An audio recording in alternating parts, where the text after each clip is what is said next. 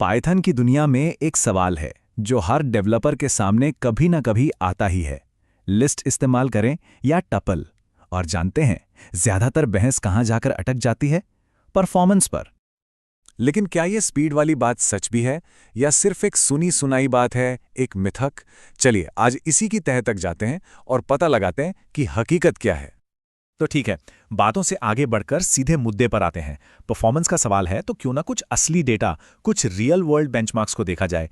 इससे साफ हो जाएगा कि क्या सच में कोई एक दूसरे से तेज है। अब जरा इन नंबर्स पे नजर डालिए। चाहे हम 100 आइटम बना रहे हों या 1000 या फिर सीधे 10 लाख, लिस्ट और टपल को बनाने में लगने वाला टाइम लगभग बराबर है। मतलब नतीजा तो कुछ खास निकला नहीं। स्पीड के मामले में तो ये लगभग बराबरी पर हैं। और देखिए, सिर्फ हम ही ऐसा नहीं कह रहे। डेवलपर कम्युनिटी में भी यही माना जाता है कि लिस्ट और टपल के बीच परफॉर्मेंस का अंतर इतना मामूली है कि उस पर ध्यान देना असल मुद्दे से भटकने जैसा है। तो फिर असली अंतर है क्या? अगर स्पीड नहीं तो फिर क्या? असल फर्क है इनकी बनावट में, इनके एक बहुत ही बुनियादी गुण में। और वो गुण है म्यूटेबिलिटी का। देखिए, लिस्ट्स होती हैं म्यूटेबल, जिसका सीधा सा मतलब है कि उन्हें बनाने के बाद भी बदला जा सकता है। उनमें कुछ जोड़ सकते हैं, हटा सकते हैं। वहीं दूसरी तरफ टपल्स होते हैं इम्यूटेबल, मतलब एक बार जो बन गया सो बन गया, उसे बदला नहीं जा सकता। इस बात को समझने का सबसे अच्छा तरीका है इसे एक्शन में देखना। यहां देखिए, हमने एक लिस्ट बनाई और उसमें सी को अपेंड कर दिया और यह आराम से हो गया। लेकिन जैसे ही हमने यही काम एक टपल के साथ करने की कोशिश की, बूम, टाइप एरर आ गया। यही है असली फर्क। अब ये तो समझ आ गया कि एक बदल सकता है और दूसरा नहीं। पर सवाल ये है कि इस इम्यूटेबिलिटी का उस परफॉर्मेंस वाले मिथक से क्या लेना देना है। चलिए थोड़ा और गहराई में उतरते हैं और पर्दे के पीछे झांकते हैं।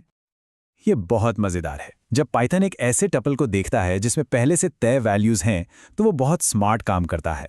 वो उसे पहले ही बनाकर तैयार कर लेता है और जब कोड चलता है तो बस एक ही झटके में लोड कॉन्स्ट ऑपरेशन से उसे लोड कर देता है, एकदम फास्ट।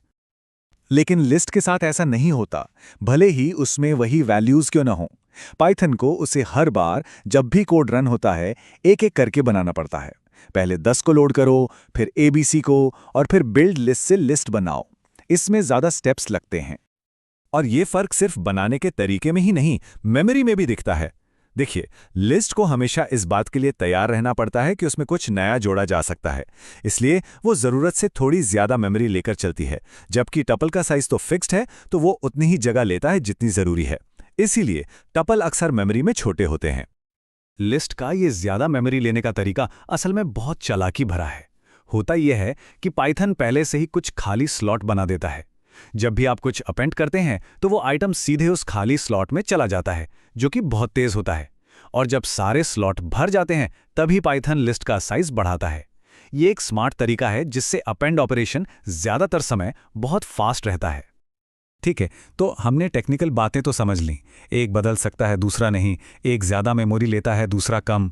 लेकिन इन सब जानकारी के आधार पर एक डेवलपर फैसला कैसे ले, कब लिस्ट चुने और कब टपल? इसका जवाब एक बहुत ही खूबसूरत कहावत में छिपा है। कहते हैं, टपल्स कई हिस्सों वाली एक चीज़ हैं, जबकि लिस्ट्स एक बैग में रखी कई चीज़ें हैं। ये लाइनें इनके बीच के असली फ़र्क को जाहिर कर देती हैं। तो लिस्ट कब इस्तेमाल करें? जब हमारे पास एक जैसी चीजों का कलेक्शन हो, जैसे एक बैग में रखी चीजें। सोचिए, एक मेलिंग लिस्ट जिसमें सारे ईमेल एड्रेसेस हैं। हम इसमें नए एड्रेस जोड़ सकते हैं, पुराने हटा सकते हैं, आइटम्स की संख्या बदल सकती है। यहां लिस्ट बिल्कुल सही है। और टपल? टपल तब काम आते हैं जब हमारे पास एक सिंगल रिकॉर्ड हो जिसके अलग अलग हिस्से हों, जैसे किसी जगह का कोऑर्डिनेट X, Y और Z, ये तीनों मिलकर एक पॉइंट बनाते हैं। या किसी का डेटाबेस रिकॉर्ड, नाम और उम्र, ये फिक्स है, इनका स्ट्रक्चर तय है, इन्हें बदलना नहीं है। और हाँ, क्योंकि ये इम्यूटेबल है, इन्हें डिक्शनरी कीज के तौर पर भी इस्तेमाल किया जा सकता है। तो चलिए अब इस पूरी बातचीत का सार निकालते हैं। सबसे बड़ी बात जो हमें समझनी है वो ये है कि लिस्ट या टपल चुनना सिर्फ एक टेक्निकल फैसला नहीं है। ये असल में अपने कोड के जरिए बातचीत करने का, कम्युनिकेट करने का एक तरीका है। ये फैसला स्पीड या मेमोरी बचाने की छोटी मोटी कोशिशों के बारे में नहीं है। ये इस बारे में है कि हम कितना साफ, कितना पर्पसफुल कोड लिखते हैं। जब हम सही डेटा स्ट्रक्चर चुनते हैं तो हम दूसरे डेवलपर्स को और 6 महीने बाद खुद को भी ये बता रहे होते हैं कि इस डेटा का असली मकसद क्या है। सोचिए, जब कोई आपके कोड में एक टपल देखता है तो उसे तुरंत एक सिग्नल मिलता है, एक साफ संदेश। ये डेटा एक फिक्स्ड रिकॉर्ड है, इसे बदलने की कोशिश मत करना। ये अपने आप में एक गारंटी की तरह काम करता है। तो अगली बार जब भी कोड लिखें तो इस सवाल के साथ लिखें। ये सिर्फ लिस्ट या टपल की बात नहीं है। सवाल ये है कि हमारे चुने हुए डेटा स्ट्रक्चर्स हमारे कोड के इरादे को, उसके असली उद्देश्य को कितनी अच्छी तरह से बयां कर पा रहे हैं।